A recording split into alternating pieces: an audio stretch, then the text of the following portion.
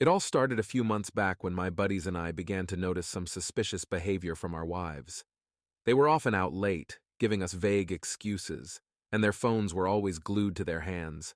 We tried to brush it off, but the nagging doubts wouldn't let us rest. One night, after a few too many beers, my friend Mark finally voiced what we were all thinking. What if they were cheating on us? The room went silent, the reality of his words hanging heavy in the air. We decided we needed to find out the truth. After some discreet digging, we confirmed our worst fears. Our wives were meeting their lovers at a secluded house on the outskirts of town. It was a devastating blow, but we weren't about to sit back and let this betrayal slide. We came up with a plan to catch them in the act and make them pay. So, last Friday, we followed them to the house.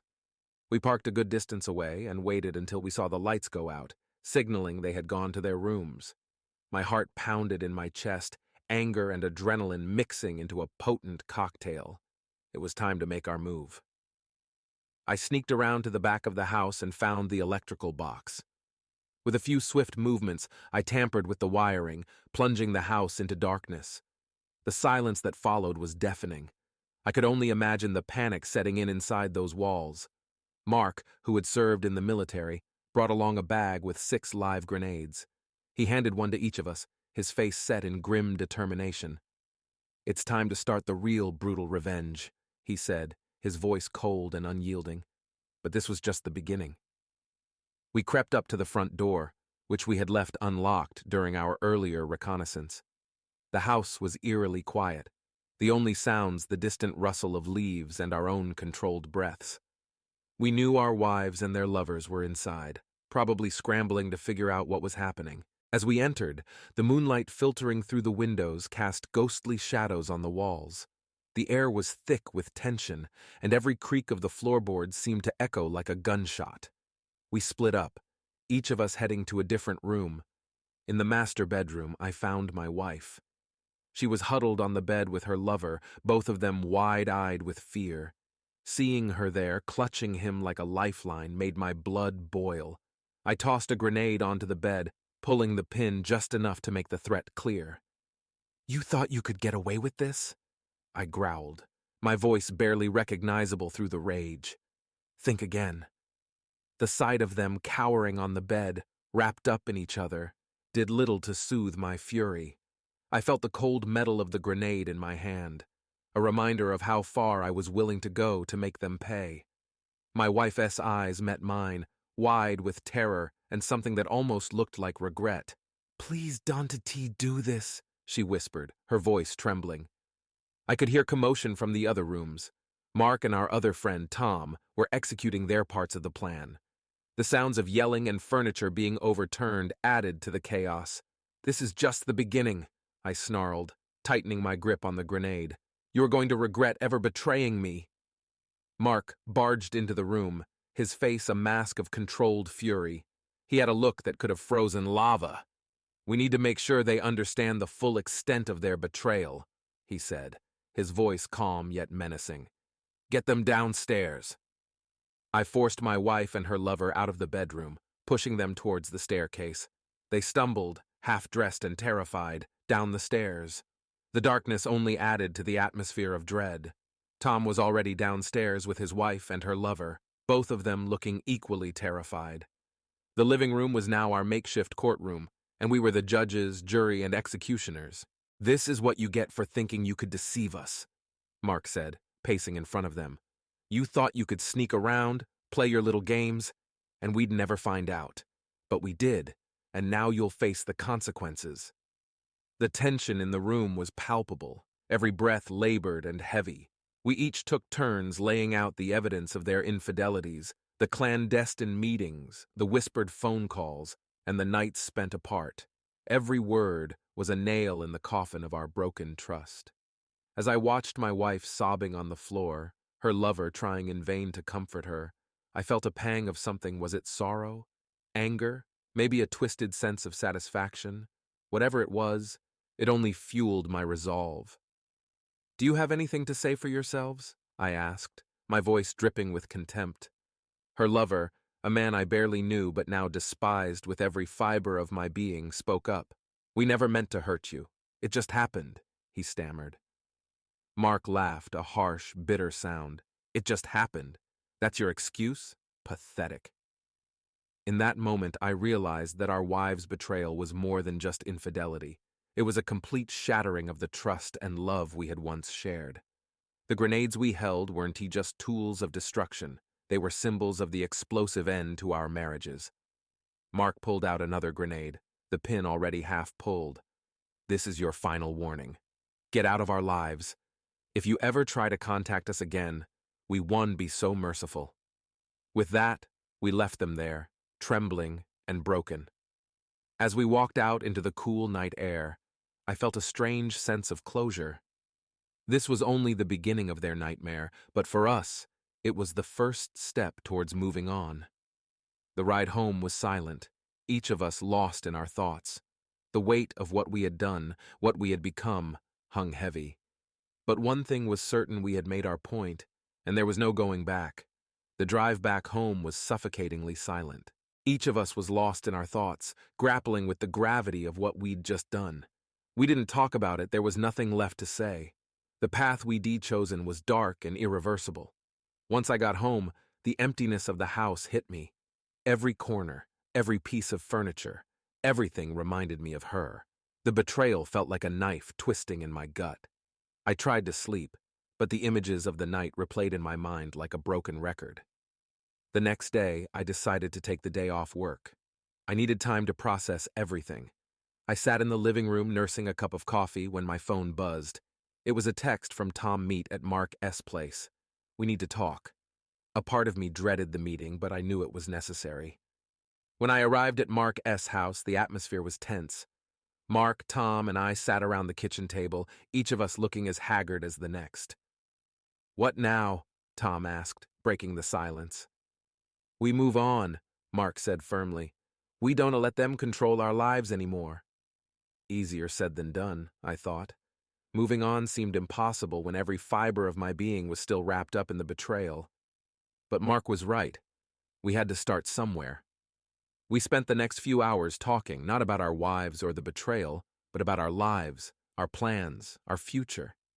It was an attempt to shift our focus, to find a way forward. It helped, if only a little. Days turned into weeks, and slowly, life started to regain some semblance of normalcy. I threw myself into work, trying to distract myself from the emptiness at home. But every now and then, the memories would creep back in, bringing with them a fresh wave of pain. One evening, I was sitting on the couch, scrolling through my phone when I received a message from an unknown number. "Can we talk? Please. It's important." I knew it was her. Despite everything, a part of me was curious about what she had to say. I debated whether or not to respond, but ultimately curiosity won out. I replied, "What do you want?" Her response came almost immediately. "I need to explain. Please, just hear me out." Against my better judgment, I agreed to meet her at a nearby cafe. When I arrived, she was already there, looking as if she hadn't slept in days. Her eyes were red and puffy, and she looked as broken as I felt. "Thank you for coming," she said quietly, barely meeting my eyes. "Get to the point," I replied, not wanting to draw this out any longer than necessary. "I know what I did was unforgivable," she began, her voice trembling. "But you need to understand it wasn't just about the affair. It was about everything we had become." I felt a surge of anger. "You think that justifies what you did? You think that makes it okay?" "No," she said, shaking her head. "Nothing can justify it. I was selfish and stupid, but I need you to know that it wasn't about you. It was about me and my own insecurities, my own issues." Her words hung in the air, heavy and suffocating. Part of me wanted to believe her, to forgive her, but the other part, the part that had been shattered by her betrayal, couldn't let go. "I don't know if I can ever forgive you," I said finally. "You've destroyed everything we had." She nodded, tears streaming down her face. "I understand. I just needed you to know the truth." We sat there in silence for a while, the weight of our shared past pressing down on us. Finally, I stood up. "I need to go. Take care of yourself." As I walked away, I felt a strange sense of release. Maybe this was the closure I needed. Maybe now I could finally start to heal. Back at home, I reflected on everything that had happened. It was a long road ahead, but I knew I had to move forward. I owed it to myself to find happiness again, to rebuild my life from the ashes of betrayal. The weeks that followed were a blur of trying to rebuild my life and find some semblance of normalcy. It was tough, but I had to believe that time would heal the wounds. Mark, Tom, and I continued to support each other, forming a bond that felt almost brotherly. We leaned on each other through the darkest moments, sharing stories and finding solace in our shared experiences. One evening, as I was heading home from work, I received a call from Tom. "Hey man, can you come over? I think you should see this." His voice was tense and my stomach churned with anxiety. When I arrived at Tom S.'s place, Mark was already there. Tom had his laptop open on the kitchen table. "I found something," he said, turning the screen towards us. "It's a message thread between our wives and their lovers."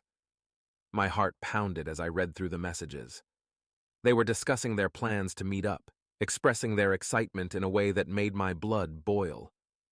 But then, something caught my eye. An unfamiliar name kept popping up.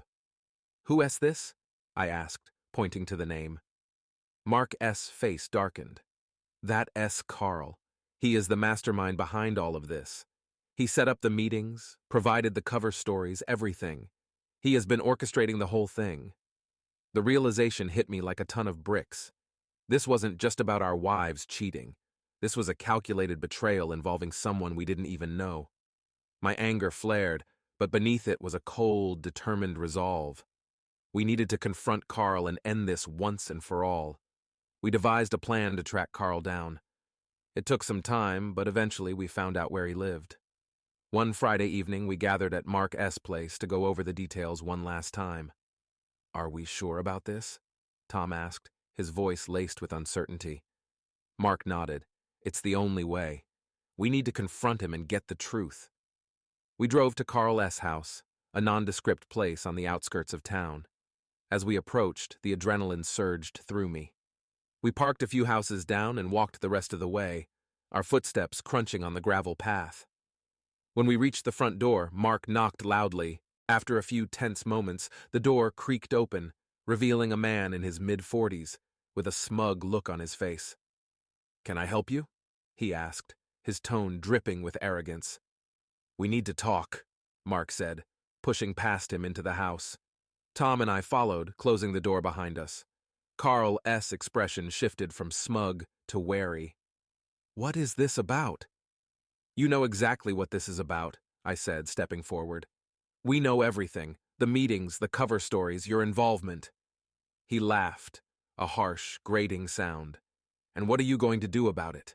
Before I could respond, Mark lunged at him, pinning him against the wall. "You're going to tell us everything," he growled. Carl S.'s eyes flickered with fear, but he tried to maintain his composure. "I have nothing to say to you." Tom stepped forward, his voice deadly calm. "We can do this the easy way or the hard way. Your choice." For a moment, Carl hesitated. Then his shoulders sagged in defeat. "Fine," he muttered. "I'll tell you everything." He confessed to orchestrating the entire affair, explaining how he had manipulated our wives and their lovers for his own twisted amusement. As he spoke, my anger grew, but so did my sense of relief. Finally, we had the truth. "You've destroyed our lives," I said, my voice trembling with emotion. "But you won to get away with this." We left Carla's house, our minds reeling from the revelations. It was a small victory, but it felt like a step towards closure. We had confronted the man behind the betrayal, and now we could begin to truly move on. The next few weeks were a turning point. With Carl S.'s confession, we were able to piece together the full extent of the deception. It was painful, but it also gave us the closure we needed. We started focusing on rebuilding our lives, finding new hobbies, and creating new routines. One evening, Mark invited us over for a barbecue. It was a simple gathering, just the three of us, but it felt like a celebration of our resilience. As we sat around the fire pit, sharing stories and laughter, I realized that we had come a long way. "We are going to be okay," Tom said, raising his beer in a toast. Mark and I clinked our bottles against his. "To new beginnings," Mark said, a small smile on his face. As I took a sip of my beer, I felt a sense of hope for the first time in months. We had been through hell, but we had come out stronger on the other side. The journey wasn't over, but we were ready for whatever came next. Life slowly started to regain a sense of normalcy after that fateful night at Carl S. With his confession, we had the clarity we needed to truly move on. The emotional wounds were still fresh, but at least now they could begin to heal. Mark, Tom, and I became even closer, almost like brothers. We supported each other through the rough days and celebrated the small victories. Our lives were beginning to take shape again, piece by piece. One evening, as I was scrolling through my phone, a notification popped up from an old friend, Rachel. We had known each other since college, but we had lost touch over the years. She was in town for a conference and wanted to catch up. I hesitated for a moment, unsure if I was ready to dive back into old friendships, but I decided to go for it. A change of pace might be exactly what I needed. We met at a cozy cafe downtown. Rachel looked just as I remembered, her warm smile and kind eyes bringing back memories of simpler times. "Spencer, it is so good to see you," she said, giving me a hug. "Rachel, it has been too long," I replied, feeling a genuine sense of happiness for the first time in a while. We spent the evening reminiscing about the past, catching up on each other's lives. It felt like a breath of fresh air, a reminder that there was still good in the world despite everything I'd been through. "So, how have you been?" Rachel asked, her eyes full of concern. I hesitated, unsure of how much to reveal. "It's been a rough few months," I admitted, "but I'm getting through it." Rachel nodded, her expression understanding. "I've been there. If you ever need someone to talk to, I am here." We exchanged numbers and made plans to meet up again. As I walked home that night, I felt a glimmer of hope. Maybe reconnecting with old friends was exactly what I needed to heal. In the following weeks, Rachel and I met up several times. We talked about everything: our jobs, our families, our dreams. She was a great listener, and her presence was a balm to my wounded soul. One afternoon, while we were having lunch at a park, Rachel looked at me with a serious expression. "Spencer, I've been meaning to ask you something." "What's that?" I asked, curious. "Are you ready to move on? To start fresh?" she asked gently. The question hung in the air, and I realized that I had been avoiding the answer. "I think so," I said slowly. "It's been hard, but I'm starting to feel like myself again." Rachel smiled. "Good. You deserve to be happy, Spencer. Don T. let the past hold you back." Her words stuck with me, and I found myself thinking about them often. I started to focus on the future, setting new goals and making plans. I threw myself into my work, took up new hobbies, and even started going to the gym regularly. Mark and Tom noticed the change in me. "You look happier," Tom said one evening as we grabbed a drink at our favorite bar. "I feel happier," I admitted. "I think I am finally ready to move on." They both nodded, understanding the weight of those words. We had all been through so much, but it was time to let go of the past and embrace the future. One weekend, I decided to take a trip to the mountains. I needed some time alone to reflect and recharge. The fresh air and stunning views were exactly what I needed to clear my mind. As I hiked through the trails, I thought about everything that had happened. The pain, the betrayal, the anger, it was all still there, but it no longer defined me. I was ready to leave it behind and start anew. On the last day of my trip, I sat by a serene lake, watching the sun set over the water. It was a moment of peace, a reminder that life could be beautiful again. When I returned home, I felt rejuvenated, ready to face whatever came next. I reconnected with Rachel, and our friendship continued to grow. She was a constant source of support and encouragement, and I was grateful for her presence in my life. One evening, as we were sitting on her porch, watching the stars, Rachel turned to me. "Spencer, I have something to tell you." My heart skipped a beat. "What is it?"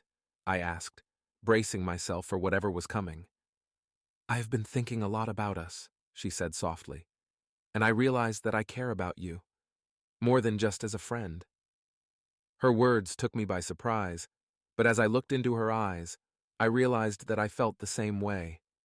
"Rachel, I care about you too," I said, my voice filled with emotion. She smiled, and in that moment, I knew that we were both ready to take the next step. It wasn't going to be easy, but we had each other, and that was enough. As we sat there, holding hands under the starlit sky, I felt a sense of hope and excitement for the future. It was a new beginning, a chance to build something beautiful from the ashes of the past. Rachel and I took our time, letting our relationship grow naturally. We enjoyed simple moments together, cooking dinner, watching movies, taking long walks. It felt good to let love back into my life, and I found myself smiling more often.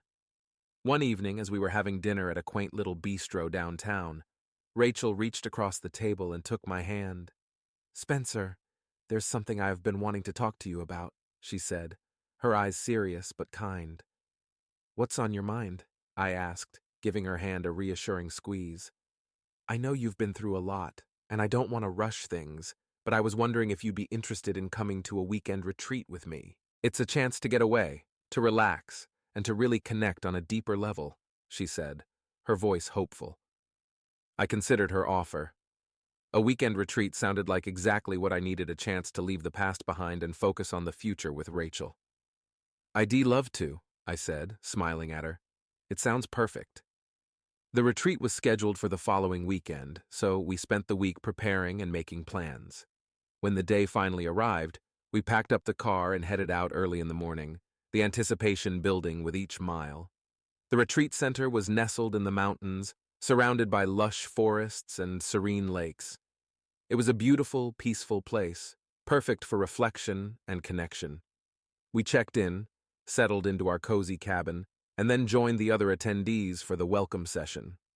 Over the next few days, Rachel and I participated in various activities designed to deepen our connection and promote healing. We meditated, attended workshops, and spent a lot of time talking about our hopes and dreams. It was an intense but rewarding experience, and I felt our bond growing stronger with each passing day. One evening, after a particularly moving workshop, we sat by the lake, watching the sun set over the water. The sky was painted with hues of orange and pink, and the air was cool and crisp.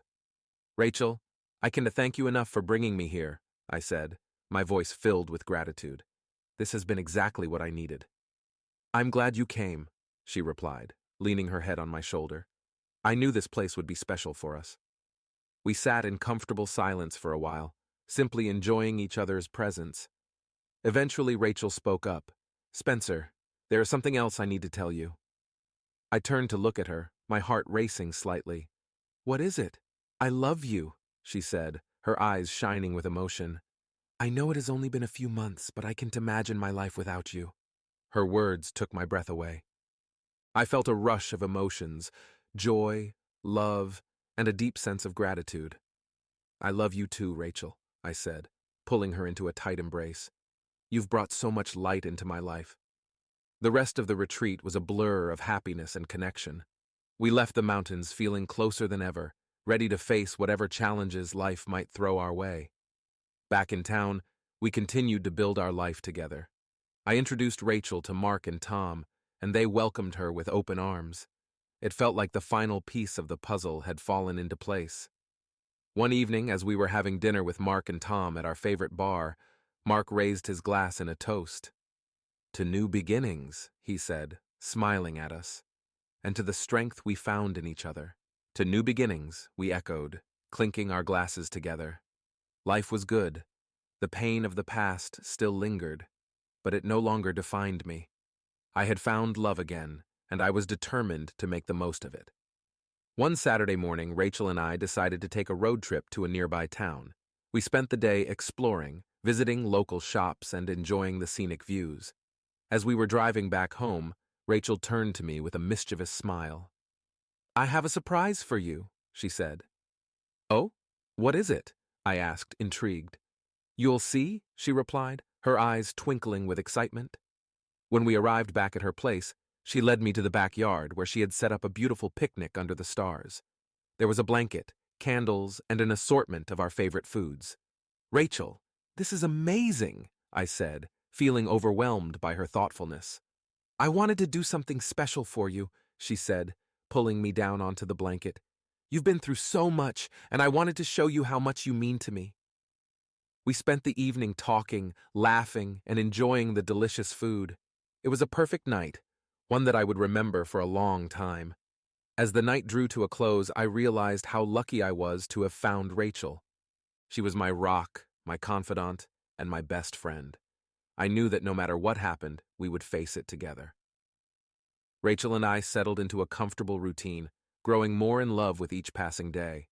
Life was peaceful, and for the first time in a long while, I felt truly content. However, as is often the case, life had more surprises in store for us. One evening, as we were winding down from a long day, I received an unexpected call from my ex-wife. Seeing her name flash on my screen sent a jolt of unease through me. I hesitated for a moment before answering. "Hello?" I said cautiously. "Spencer, it's me," she replied, her voice sounding strained. "I know I have no right to ask this, but I need to talk to you. It's important." I took a deep breath, trying to keep my emotions in check. "What do you want, Claire?" There was a brief silence on the other end before she spoke again. "Can we meet? Just for a coffee? I promise it won't take long." I glanced at Rachel, who was watching me with concern. She nodded, silently giving me her support. "Fine. Tomorrow morning at the cafe near the park," I said, ending the call. The next morning, I arrived at the cafe, feeling a mix of apprehension and curiosity. Claire was already there, sitting at a corner table, looking anxious. As I approached, she stood up, offering a hesitant smile. "Thank you for coming," she said, sitting back down. "Let's get to the point, Claire," I replied, not wanting to prolong the meeting any more than necessary. She sighed, looking down at her hands. "I've been going through a lot since everything happened. Losing you, realizing the mistakes I made, it has been hell. But that's not why I wanted to meet." "Then why?" I asked, my patience wearing thin. I am pregnant," she said, her voice barely above a whisper. I was stunned into silence. This was the last thing I expected to hear. "Pregnant? Is it no?" she interrupted quickly. "It is not yours, it is from someone I met after us. But he left as soon as he found out, and now I am alone." I felt a pang of sympathy despite everything. "Why are you telling me this, Claire? Because I don't know what to do," she admitted, tears welling up in her eyes. "I have no one else to turn to, and I needed to tell someone." I took a deep breath, trying to process the news. "I'm sorry you're going through this, but I can't be involved in your life anymore. I've moved on, and so should you." She nodded, wiping away her tears. "I understand. I just thought you should know." I stood up, feeling a mix of relief and sorrow. "Take care of yourself, Claire." As I walked out of the cafe, I felt a weight lift off my shoulders. I had finally faced the last ghost of my past. It was time to fully embrace my future with Rachel. When I got home, I told Rachel about the meeting. She listened quietly, her hand resting on mine. "You did the right thing," she said softly. "You are not responsible for her choices." "I know," I replied, feeling a sense of closure. "I am just glad it is over." Life continued to move forward. Rachel and I grew closer, sharing our hopes and dreams for the future.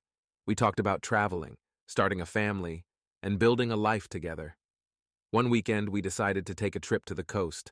The salty breeze and the sound of the waves crashing against the shore were a perfect backdrop for our getaway.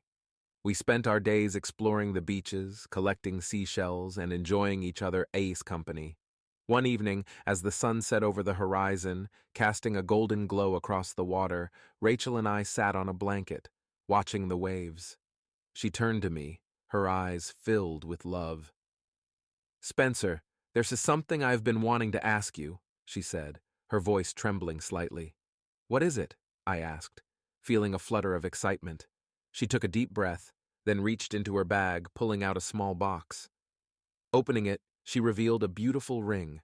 "Will you marry me?" Tears filled my eyes as I looked at her, overwhelmed with emotion. "Yes, Rachel. Yes, 1,000 times yes."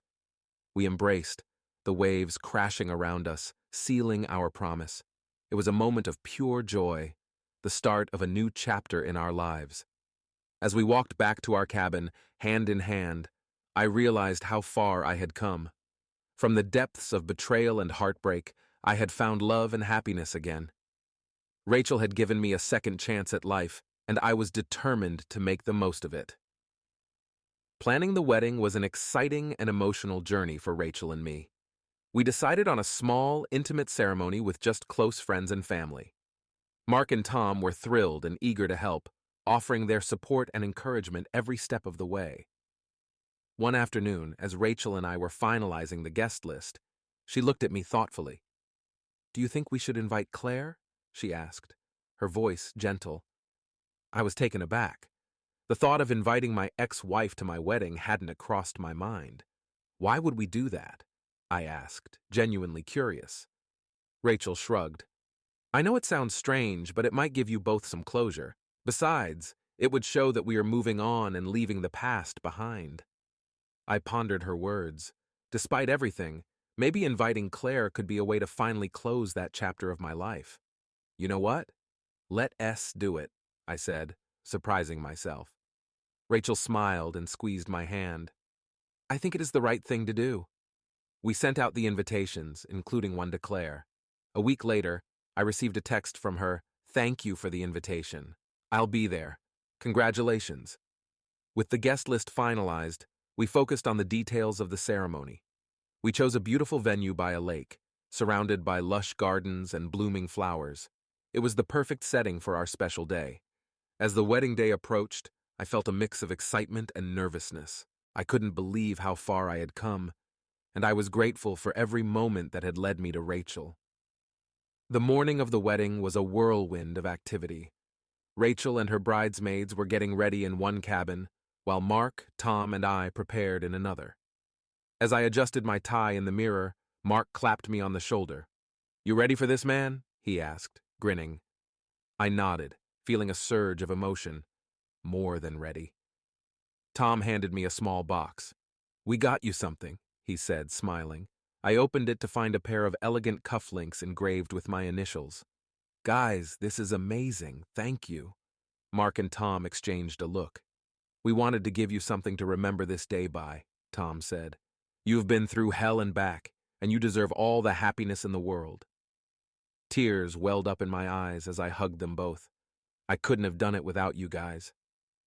As we made our way to the ceremony site, I felt a sense of calm wash over me. The lake glistened in the sunlight, and the gardens were vibrant with color. Our guests were seated, and soft music filled the air. When Rachel appeared at the end of the aisle, my breath caught in my throat. She looked stunning, her dress flowing around her like a dream. As she walked toward me, our eyes locked, and I felt a surge of love and gratitude. The ceremony was beautiful and heartfelt. We exchanged vows, promising to love and support each other for the rest of our lives. When the officiant pronounced us husband and wife, I kissed Rachel, feeling like the luckiest man in the world. The reception was a joyous celebration. We danced, laughed, and shared stories with our friends and family. At one point, I spotted Claire standing off to the side, a wistful smile on her face. I made my way over to her, feeling a mix of emotions. "Thank you for coming," I said, genuinely grateful. She nodded. "I'm happy for you, Spencer. You deserve this." I smiled. "Thank you, Claire. I wish you all the best." With that, we parted ways, both of us finally able to move forward with our lives. As the night drew to a close, Rachel and I slipped away from the party, finding a quiet spot by the lake. The moonlight reflected off the water, creating a magical atmosphere. "Today was perfect," Rachel said, resting her head on my shoulder. It was, I agreed, wrapping my arm around her. "I can't wait to start this new chapter with you." We sat in comfortable silence, enjoying the peaceful night. I thought about everything that had led us to this moment, the pain, the betrayal, the healing, and the love. It had been a long journey, but it was all worth it. "I'm so grateful for you," I whispered, kissing her forehead. "And I'm grateful for you," she replied, smiling up at me. As we sat there, I knew that no matter what challenges lay ahead, we would face them together. Our love was strong and our future was bright. Married life with Rachel was a dream come true. Our days were filled with love, laughter, and the kind of companionship I had always hoped for. We settled into a comfortable routine, balancing work, hobbies, and quality time together. A few months into our marriage, we decided to take a trip to Europe. It was something we had both always wanted to do, and it felt like the perfect way to celebrate our new life together. We spent weeks planning the itinerary, excitedly discussing all the places we wanted to visit. Our first stop was Paris. The city of love did not disappoint. We wandered through charming streets, visited iconic landmarks like the Eiffel Tower and Notre Dame, and indulged in delicious French cuisine. One evening, as we strolled along the Seine River, Rachel took my hand and looked at me with a sparkle in her eyes. "Spencer, I've been thinking," she said softly. "What if we started a family?" Her words took me by surprise, but in the best possible way. The thought of having children with Rachel filled me with joy. "I would love that," I replied, squeezing her hand. "Let's do it." The rest of our trip was a whirlwind of romance and adventure. We visited Rome, Florence, and Venice, immersing ourselves in the rich history and culture of Italy. We marveled at the beauty of the Swiss Alps, enjoyed the vibrant nightlife of Berlin, and soaked in the stunning views of the Greek islands. When we returned home, we were more in love than ever and ready to take the next step in our journey together. We began trying for a baby, and the excitement of starting a family added a new layer of happiness to our lives. As the months passed, Rachel and I faced the ups and downs of trying to conceive. It wasn't always easy, but we supported each other through every moment. We also focused on our careers, with Rachel excelling in her job and me finding new opportunities to grow in mine. One evening, after a long day at work, Rachel greeted me at the door with a radiant smile. "I have some news," she said, her eyes shining. "What is it?" I asked, feeling a rush of anticipation. She handed me a small, wrapped box. I opened it to find a positive pregnancy test inside. "We're going to have a baby," she said, tears of joy streaming down her face. I pulled her into a tight embrace, overwhelmed with emotion. "We're going to be parents," I whispered, my heart bursting with happiness. The next few months were a whirlwind of preparations. We turned the spare room into a nursery, attended prenatal classes, and eagerly awaited the arrival of our little one. Rachel's pregnancy brought us even closer, and we cherished every moment. One night, as we were lying in bed, Rachel turned to me with a thoughtful expression. "Spencer, what do you think about moving to a bigger house? Something with more space for the baby and maybe a backyard?" I considered her suggestion. Our current home was cozy, but a bigger place would be ideal for raising a family. "I think it's a great idea," I said, smiling. "Let us start looking." We spent the next few weeks house hunting, eventually finding a beautiful home in a quiet neighborhood. It had a spacious yard, plenty of room for our growing family, and was close to good schools. It felt like the perfect place to build our future. As Rachel's due date approached, we moved into our new home and settled in. The days were filled with excitement and anticipation, and we couldn't wait to meet our baby. One evening, while we were sitting on the porch, Rachel winced and grabbed her belly. "I think it's time," she said, her voice a mix of pain and excitement. I quickly grabbed the hospital bag and helped her to the car. The drive to the hospital was a blur, my heart pounding with a mix of fear and anticipation. When we arrived, the medical staff quickly took over, guiding us through the process. Hours later, our baby girl was born. The moment I held her in my arms, I felt an overwhelming sense of love and protectiveness. Rachel and I gazed at her, tears of joy streaming down our faces. "Welcome to the world, little one," Rachel whispered, her voice filled with emotion. We named her Emily, and she quickly became the center of our universe. The sleepless nights and endless diaper changes were challenging, but the joy she brought into our lives was immeasurable. Mark and Tom were among the first to visit us, bringing gifts and sharing in our happiness. They had been through so much with me, and seeing their joy for us was incredibly heartwarming.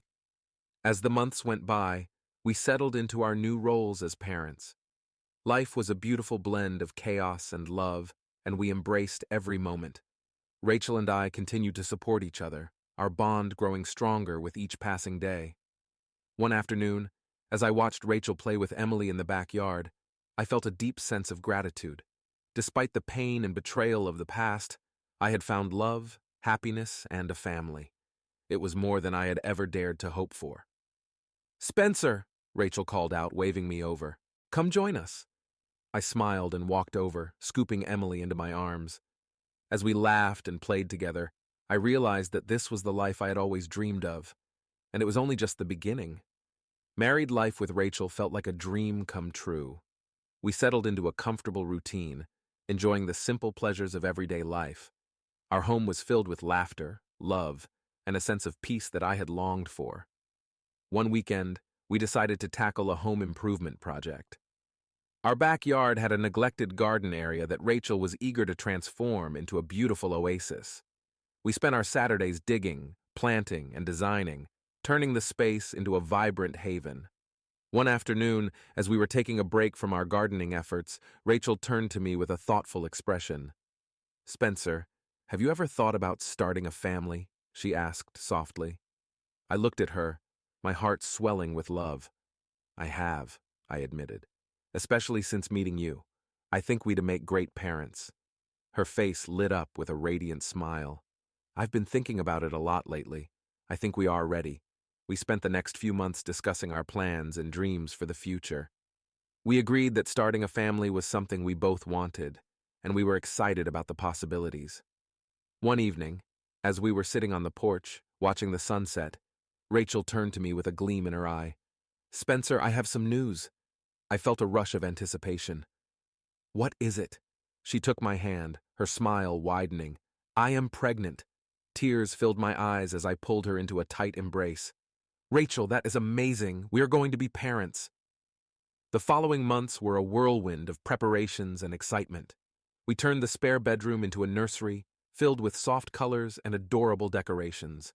Our friends and family showered us with love and support, making the journey even more special.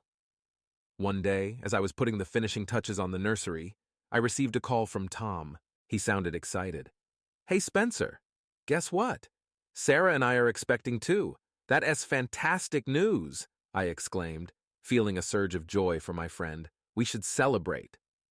Mark, who had recently started dating a wonderful woman named Emily, joined us for a celebratory dinner. We shared stories and laughter, reveling in the happiness that had found its way back into our lives. As Rachel's due date approached, I felt a mix of excitement and nervousness.